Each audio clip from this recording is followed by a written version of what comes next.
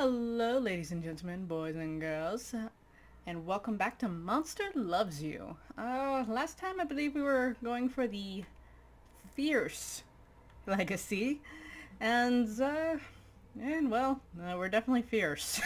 We're not doing so well in the other ones, though. Rawr? Rawr? Alright, I think this time I'm going to just explore the whale mist. I know in the last legacy path I did all of the potluck, so we're gonna see what's going on with all this over here. You find a red hood in a basket in the middle of the forest path. A human house is nearby. Funny, you never noticed it before. There's a white picket fence out in front. Oh, take the hood and basket home. Circle the pretty little house. There's a great deal of blood in the yard, along with the half-dead wolf coughing weakly. You know what? We never know what happens if you kill the wolf. Let's try it. You pin the wolf down, it coughs weakly, and then it dies. Take it home and eat it. You haul the strangely heavy carcass back home, and Elder points out a sewn-up gash down the wolf's belly and says it was good work. Well, it wasn't us. We just kind of found it. Take credit for... We don't even know it's a woodcutter. Not anymore. So, this one makes logical sense for this particular option that we took. The elder is impressed with your honesty and says so. You open the gash and find stones inside the wolf. How odd. It's like one of the few times where you can actually earn extra personality points. This guy looks surprised. What's going on? You spy a wolf pacing outside a small wooden cabin. From within the building you hear the bleating of goat kids. Watch the wolf. You know, again, we never attacked the wolf. Last time we worked with the wolf. Let's watch it for a minute. He's trying to get in, but the goat kids have barred the door. Okay. You know what? Yeah, let's try this. He hears you and bolts. Chase him down! You give a good chase, but only manage to snag its tail away before you run out of steam. Nuts! No, the tail. No, the tail. A bit gristly. Still not a bad meal. We eat the wolf's tail. Well, okay then. That's one way to get a meal. You scoop a big fish from the spore stream and says you're about to bite into it. As you're about to bite into it, it says, Wait, I'm magic! I can grant you a wish. Uh-huh. Okay, sure. Believe the fish, because this is gonna be fun. Yeah, shut up. The fish flops on the stream bank, trying to get back to the water, but you are in the way. It says, let me back into the water, and I'll give you anything you desire. Wish for something to eat, wish for something to fight, and wish for a million snacks. Well, fighting. Yeah. What should we do? Wishing for a fight would probably match the ferocity part we're doing right now, but on the other side, it's also something to eat. We could also get a million snacks, but you know what? Just something to eat. The fish wiggles and falls into the water. It uses its tail to flip a dozen crawdad onto the bank. You devour the delicious crustaceans in tiny bites, relishing the experience. Okay. Somehow we earned respect out of that one. I'm not too sure how. Alright, let's follow the paw prints. You and Nash encounter the Proud Bear. This is an honor and a problem. The Proud Bear has killed monsters, something rare in the animal kingdom. He stares at you. How about we try not doing this? Let's nod cordially and leave. The bear doesn't move. You go back the way you came. Okay. Yeah, let's not face the Proud Bear today. What's with the snake? Snaky, snaky, snaky, snaky, snake. You take the lead on a hunt in the whale mist, but you've become separated from the group. Suddenly, you catch sight of something. There! Where? Within that thicket. Rumor has it that an especially large, clever snake tricked Nash biting her and made her sick for days.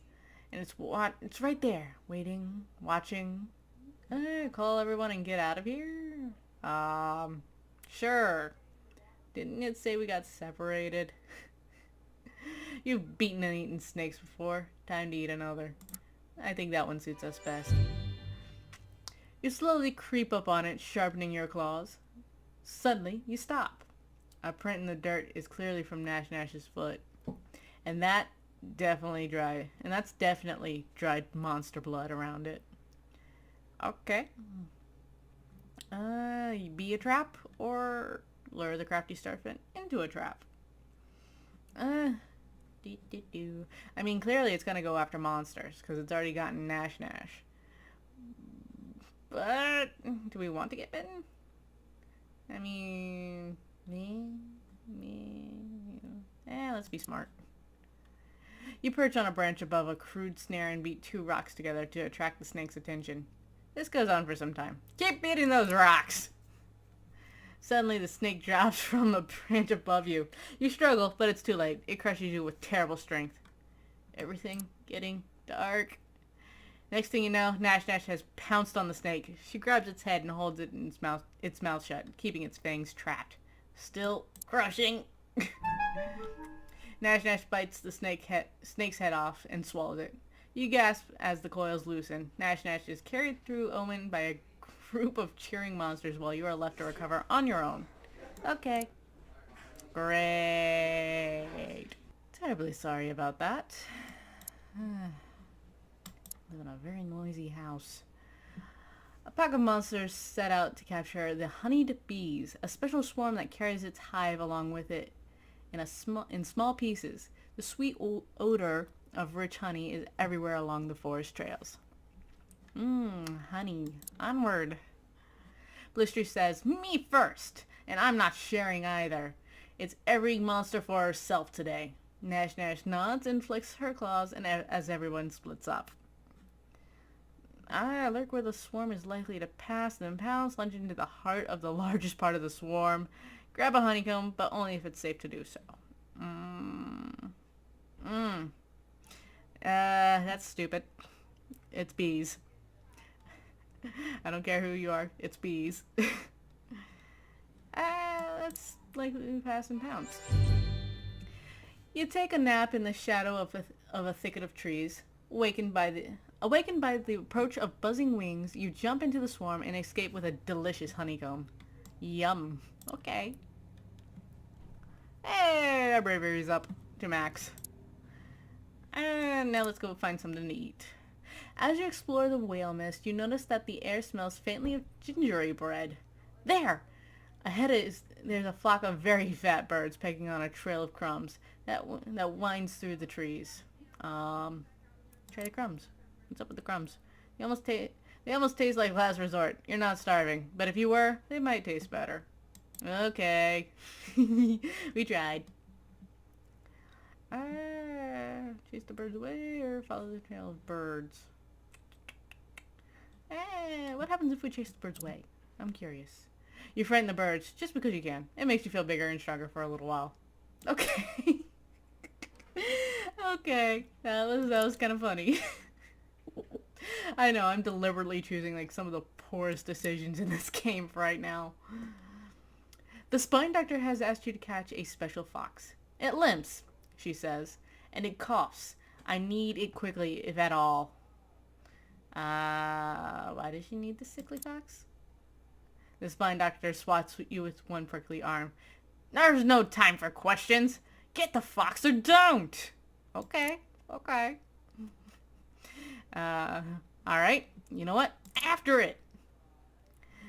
You go forth into the forest, trailing the fox. As you get closer, you catch a glimpse of its ragged ears between 2 trees. The fox is limping. Slowly. Get closer. Roll our ball closer. I'm still amused by the fact that our monster is currently on just like a little ball. As you draw near, you smell something sickly sweet. The fox slumps and vomits green matter onto the forest floor. Your claws tremble at the thought of touching it. Going back to the spine doctor's gonna get a swat at. Chasing the fox. and stopping to wash her claws frequently is going to probably make us lose the fox, because if we have to constantly stop, this thing apparently vomits consistently. So we're gonna get spewed on at one point. And if there's nothing to do about it, well, alright, we'll just save the shower for later. Pursue the fox to the ends of the forest and beyond. Fox sickness can't harm a monster. The fox tries to scare you off at the last moment by throwing up again, but you snatch it in your claws. Return to Omen and present the plague fox to the spine doctor. The doctor accepts the fox with delight. She nods to several patients waiting to see her. You see, friends? This one shows promise. Watch what she does with the fox. The spine doctor squeezes the fox, forcing it to throw up into a row of rat cages. She says, "Now I can use the rats to make medicine, so we can cure animals we care about." Okay, yay! Animals we care about. We must protect them. I guess that would be a good reason to chase after something that's consistently sick. Still, ick. You and Gobclaws come across an ant and a grasshopper, both locked in mortal combat. Each is biting the other's back leg. Get involved in this boogie battle? As you reach for the bugs, Gobclaw holds you back. Isn't there a legend about bugs and wheat? Maybe we should be careful. Bugs and wheat? I'm sorry, what? Accept the timid advice and don't interfere, or silly Gobclaws. Monsters fear no such things. Go ahead and interfere. Let's see. I really don't understand what legend they are talking about. Bugs and wheat? This must be, I don't know. But we're doing ferocity, so I'm thinking maybe monsters fear no such things. You shrug off Gobclaws and get back to what you were doing. Separate the ant and grasshopper and then eat them. Divide the wheat. Oh, they're fighting over wheat. Get a really close look. Might as well look at these. You lean in and you lean in, then achoo! The insects and wheat go flying and you are filled with the sense of dread. Consume night, says a smug Gobclaws. Whoops. Apparently they were arguing over wheat, and I just screwed it up. Whoops. Alrighty. You're following a deer in the forest. When the trail comes to an abrupt end just in front of a cave entrance, the hoof prints look strange. Like the deer double-backed, walking backwards in its own tracks. It's a trap! It's a trap! Okay, so what do you do about it, smart monster? Quickly get away from the cave. Quickly, you should fight the trap. Turn the trap against the deer. Let's see what happens with this one. I've never done this one before, so let's turn the trap against the deer. You walk into the cave and find Hamrag taking one of his famous naps. The huge monster is known for his irritability. I can speak. When he's awakened, a twig snaps in the bushes. The deer is fleeing. Wait for the deer to come to you. You wait and wait, but the deer has slipped away like a shadow. Okay, apparently that wasn't what we were supposed to do, but okay. And we've done all this. Hey, this dude looks like me. He's got weirder arms though. Mine arms are a little stubby. He's got bigger ones. Alright, what do we got over here? Ooh, what's behind door number 1? You hear a cry from a nearby hovel. What's happening over there? Sasswait, a new adolescent, doesn't understand how the windows in our hovel work. She's trapped her paws under a heavy pain. Free her from the window, leave her there, she'll chew her arm off eventually. No! Free her from the window. You walk over and take a look. This should be easy for a grown-up monster like you. Scare a little... No. We don't need to teach her a lesson. I mean, the poor girl is just trying to figure out how to work her windows. Lift the window to freeze it. I'll be a little nice. Since I'm kind of lacking in that department. Sasswait seems afraid of you, but these things happen. She thanks you for releasing her from the window. You notice that that small crowd has gathered. That's a weird phrasing of that sentence. You notice that small crowd. That don't Is it missing a letter? Is it missing an A there? You notice that a small crowd has gathered. All right. Well, we're already halfway there. Might as well help her fully. You tend to Saswaite's bruise with a salve made from flowers and mushrooms. Soon she feels no pain at all. The crowd applauds your helpfulness. Yay! We were helpful. And we've got 3 days left. We're looking a little mischievous. What's up? Blistery comes to you, flapping her winglets and clutching her claws. Mupsy Moral is looking for me. I overslept. I missed the hairy hare hunt. Okay, what's so bad about that? I was on the list for the hunt, says Blistery, and those hairy hares are really fast. We have to collect enough of their feet every year so Omen Town has good luck. Ask Blistery how many feet the hunt brought back without her. She yells, "None! I was supposed to watch from above and show the other hunters where the hares were hiding." Ooh, bad luck for everyone then, except the hares. Blistery flutters her winglets again. "Especially for me. Mupsy's gonna print a story about how I ruined everything for everyone." Okay. Blistery comes to you. Okay. Blistery suddenly leaps to the top of a garbage can, spreads her winglets, and glides away. Okay, weird. Just then, Mupsy Morel, I think I'm adding an I by accident, rolls into Portland Square, pen and pad grasped in her thin claws. Did you see Blistery come through here? I want to make sure everyone knows the truth. Blistery overstepped.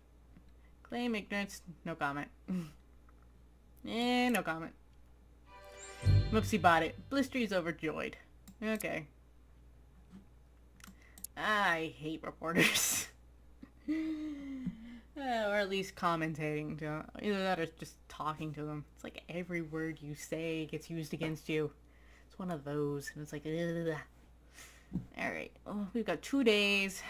Let's yell at somebody. The scream along, sing along. Everyone's screaming. Loudest monster wins. I don't think running away is going to help. I really don't. Scream, sing, scream and sing. You're totally going to break some windows and eardrums. But why are all these monsterlings here? Your singing has been known to hurt their little ears. You smash the windows. I don't think that's going to work. I think somebody's going to realize what's going on. Belt it out. You gotta win. You sing about loss and secret love and a plate with no pancakes on it. Your song is sad and strong, but the other monsters sense that you're holding back. The monsterlings on the other hand are terrified. I don't like hurting litlings, monsterlings, whatever they're called. Sing proudly, but rein it in, or cut. You know what? I've never done this one, so let's do it. The monsterlings flee, clutching at their ears as your song shatters windows and causes clouds to break apart in the sky. Wow, we've got a voice. The other monsters carry you around, port and scare on their shoulders and humps, proclaiming you their musical hero.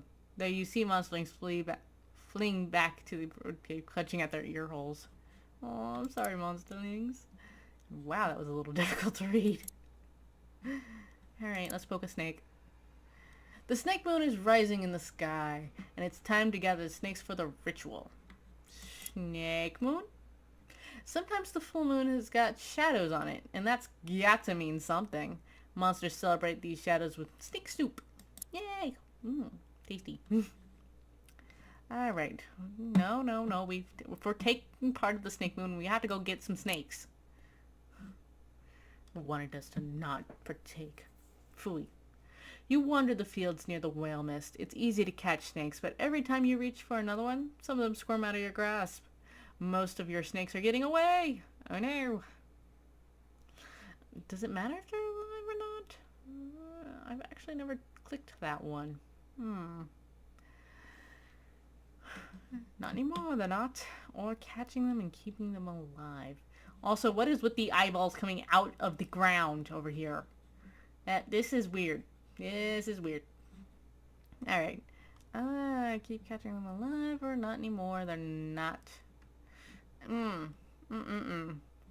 Let's make them alive. Whoa. Just a smack of everything. Everyone claps when you arrive with 3 living snakes hanging from you by their fangs. Wait. So 3 snakes are hanging from me by their fangs? Oh, apparently yes. The venom hardly stings at all. The snakes are added to the cauldron along with a mass of other snakes. Some are writhing and others lying still. Join the circle as the ritual begins. Yay! Alright. Wait, we still have a day? I could have sworn we had less than that. Alright, what's with this space? You find blots hitting a dented alarm clock. Why have bells that don't ring? Is this some kind of riddle? Before you can answer, he throws the clock over his shoulder and glowers at it. No, I'm still gonna go... We could try and take it for our home, try to fix it. But it's an alarm clock. It's an alarm clock. I have yet to meet anybody who likes alarm clocks. Let's stomp all over it for fun. You jump up and down. The bells ring a little as they break free from the clock. It's fun, so you keep jumping until there's nothing left but pieces. So cathartic. It doesn't get you anything, but damn is it fun. You're growing old, my friend. Your body is very soft, and you drip slime everywhere you go. It's getting hard to leave your hovel. You know what? Let's stay inside and think about this. It's your time, and you know it. Unless you've lived well, your body will return to the slime from which it came. But if you have done well... What's that? Well, let's think about what happens if we've done well. Your fellow monsters will test you and donate blood to a pretentious infusion. Wait. Really, what's that acting outside your hovel? What's this pretentious infusion? One drinks it, naturally. If it has enough blood in it, you ascend to elder status. If not, you dissolve.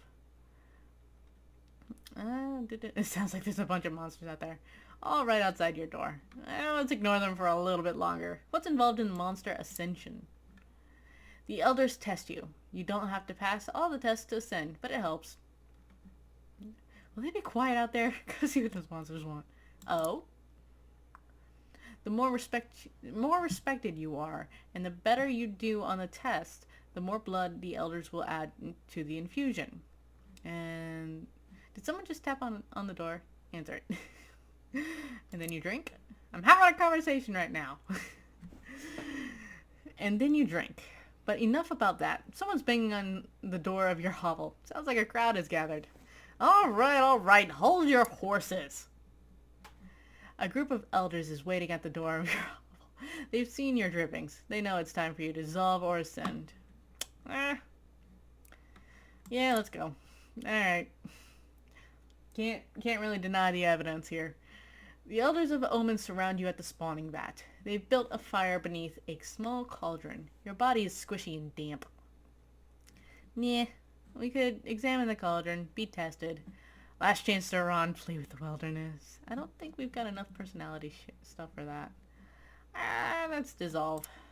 Come on. You wade into the spawning vat. It's cool and green, and you feel the aches and pains of your body melting away. Along with your body.